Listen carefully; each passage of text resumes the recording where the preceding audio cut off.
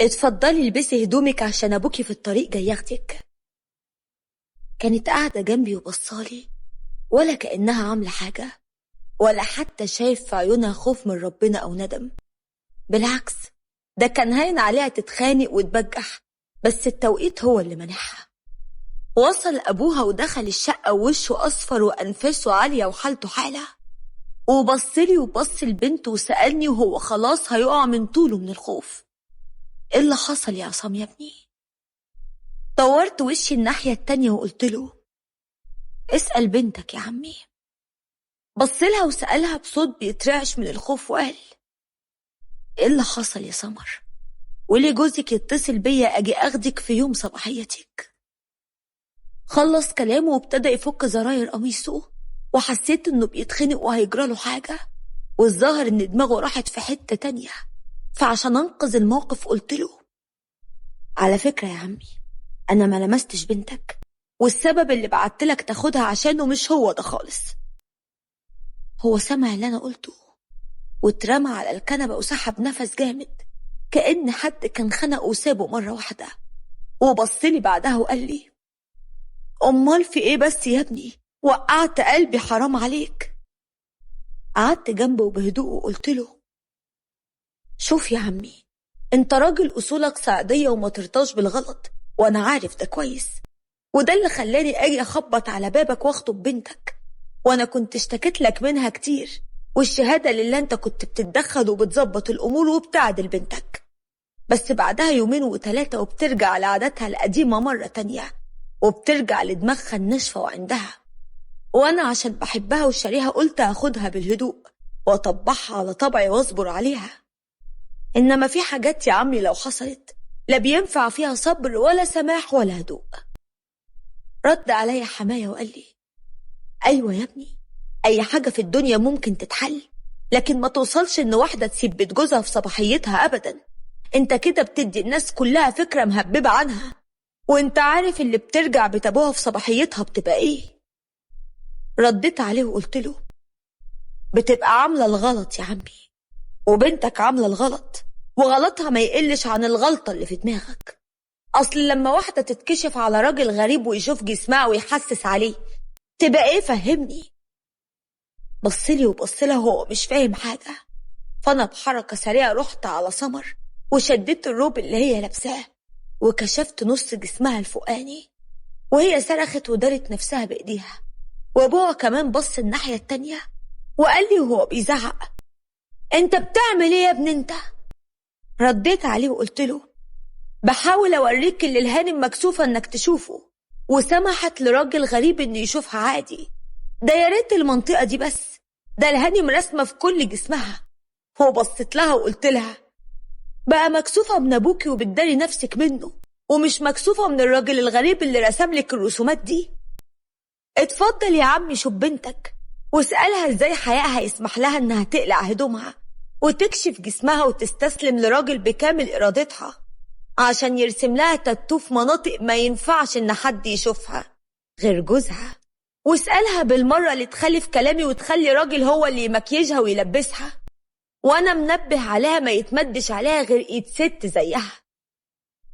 ردت عليا بغضب وقالت لي: على فكرة ده ميك اب ارتست معروف جدا، وعمره ما هيبص لواحدة، لان الموضوع بالنسبة له شغل وبس. ولعلمك اللي عملت عنده ده يبقى اخو صاحبتي، وهي بنفسها اللي حجزت لي عنده. يعني لو وحش او ما عندوش ضمير مش هتاخد له بنفسها حجوزات الستات. وبصراحة بقى طول وقت ما بيجهزني للفرح ما شفتش منه غير كل احترام. أنا كنت لسه هتكلم لكن سبقني أبوها وقام وهو بيقول لها: انتي تخرسي خالص، انتي ازاي تعملي العملة المهببة دي وكمان بتبجحي ومش مكسوفة على دمك؟ انتي عارفة لولا الفضيحة كنت موتك دلوقتي وخلصت منك. أنا حقيقي معرفتش أربيكي واكتشفت ده دلوقتي وبس. انتي كده عارفة ربنا، انتي بنتي اللي كنت بحطها في حجري وافضل احفظها كلام ربنا واشرح لها معانيه واعلمها الحلال من الحرام. انتي اللي بقول لنفسي عليها ان سمر واخواتها الاتنين هم اللي هدخل بيهم الجنة عشان ربيتهم بما يرضي الله وعلى سنة رسوله. لسه هترد على ابوها ويا دوب قالت: يا بابا وقبل ما تكمل كان نازل على وشها بالقلم وقال لها: انت تخرسي يا قليلة الأدب. بابا ايه؟ هو انت خليتي فيها بابا ولا زفت؟ غوري من قدامي، انا مش طايق ابص في وشك. وهي من صدمتها وكسوفها جريت على الأوضة وهي بتعيط، وانا غمضت عينيا وانا بحاول اهدي نفسي واشوف هتصرف ازاي في الموقف ده. فلقيت عمي بيقرب مني وبيقول لي: بصي يا عصام يا ابني، انا عارف ان سمر بنتي غلطانه والغلط مغطيها من ساسها لراسها، بس انا بقولك مش كل جريمه بناخد عليها اعدام، على الاقل ندي وقت للمجرم ونحاول نغيره في الاول. وعشان كده انا بترجاك تسامحها المره دي، بس بعد ما تربيها بطريقتك وتعرفها ان الغلط اللي من النوع ده ممنوع، وبعد المره دي ما في السماح. انا بترجاك مش عشانها هي، عشاني انا يا ابني. انت ابن اصول، وما يرضكش ان سيرتي تبقى على كل لسان، وكمان اخواتها هيتعاقبوا بسببها. ويا سيدي اي عقاب هتعاقبها بيه انا مش هتدخل فيه ولا هقولك عملت كده ليه، لان بنتي غلطت وتستاهل كل اللي يجرى لها. اشفقت على حالته لان فعلا الموقف صعب وكلام الناس اصعب، وهو بصراحة ما شفتش منه غير كل خير. فقررت ان اعلم سمر الدرس وبطريقتي، ومن السعادة هبدأ معاها ألف بأصول واحترام. دخلت عليها الأوضة وبحزم قلت لها: اسمعي يا بنت الناس، أبوكي مشي بعد ما ترجاني أسيبك عندي فترة عشان كلام الناس، وقال لي أتصرف معاكي زي ما أحب. وبصراحة مرضتش أضغط عليه إنه ياخدك معاه لأني أشفقت على حاله بس، إنما لو عليا أنا مقبلش أخلي بيتي وعلى ذمتي واحدة جسمها اتكشف على راجل غيري. من النهاردة اعتبري نفسك ضيفة هنا لغاية ما تعدي المدة اللي ما تخليش حد يجيب سيرة أبوكي الراجل الطيب المحترم بكلمة وحشة، وبعدها كل واحد هيروح لحاله، وخلصت على كده. خلصت كلامي وسبتها وخرجت وسمعتها وهي بتعيط بخرها. تجاهلت عياطها ورحت على الريسبشن، فتحت التلفزيون وقعدت أقلب فيه، وشوية ولقيتها خرجت من الأوضة وجت وقفت قدامي وقالت لي: أنا أسفة، أنا عرفت غلطتي ومش هكررها مرة تانية، مش هعندك في حاجة ومش هعمل غير اللي اتوافق عليه. رديت من غير ما ابص عليها وقلت لها: أسفك مرفوض ووقته عدى خلاص، ودي مش غلطة تنتهي بمجرد أسف يا سمر، دي الغلطة اللي مفيش بعدها سماح. وتفضلي امشي من قدامي، ويا ريت طول ما أنا في الشقة ما شوفكيش نهائي، لأني بصراحة قرفت منك وفرحتي بيكي ضاعت. كسرتي فرحتي والنظرة الأولى لكل حاجة فيكي، واللي كانت من حقي أنا وبس. سمحتي الراجل غير إنه ياخدها قبلي. انت يا سمر سقطتي من نظري ومن قلبي كمان.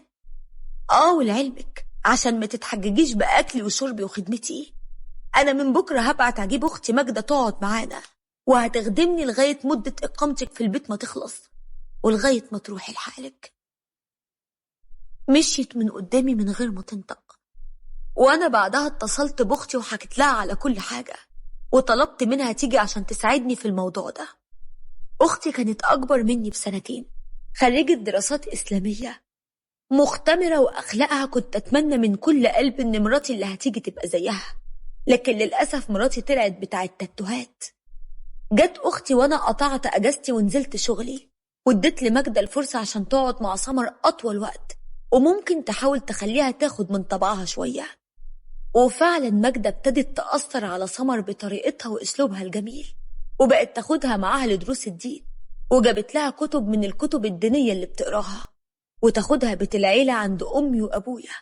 واندمجت سمر معاهم جدا وحبتهم وحبوها، وابتدت تصلي من بعد ما كانت طول فترة الخطوبة بتحايل عليها عشان تصلي وتنتظم، وكانت تصلي يومين وتبطل. طريقة لبسها اتغيرت وبقت تلبس هدوم واسعة وفضفاضة، وبدأت تتغير فعلا. والأهم إنها مش بتتغير عشاني، لأ، دي بتتغير عشان هي اقتنعت بالتغيير وحبته.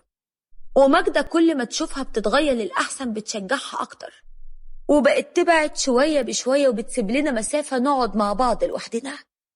بس الغريبة إن سمر ما بقتش تحاول تقرب مني زي الأول، وكأنها سلمت بأن فراقنا أمر محتوم، وخلاص المحاولات مش هتغير حاجة.